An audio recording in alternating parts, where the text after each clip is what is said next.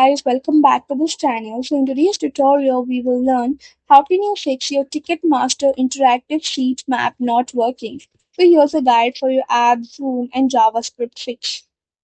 Fix 1. Switch to the mobile site via web browser. Close the Ticketmaster application on your mobile device entirely. Open a native mobile web browser app such as Safari on iOS or Google Chrome on Android. Navigate to the official online Ticketmaster help and event portal. Log into your profile, access the ticket landing section, and load the interactive layout screen. Fix 2. Reset page scaling and zoom factors.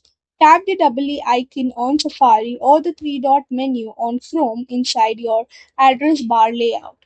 Adjust your master page scaling percentage down to 80% or 75% to force the full map frame back into view.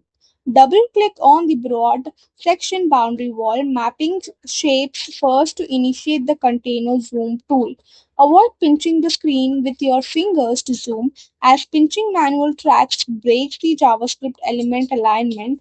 Use the map's built-in plus and minus canvas navigation keys instead. Fix 3. Clear app data memory cache. Open your phone's memory configuration settings menu screen. Navigate through the option panel paths to apps, applications, or storage.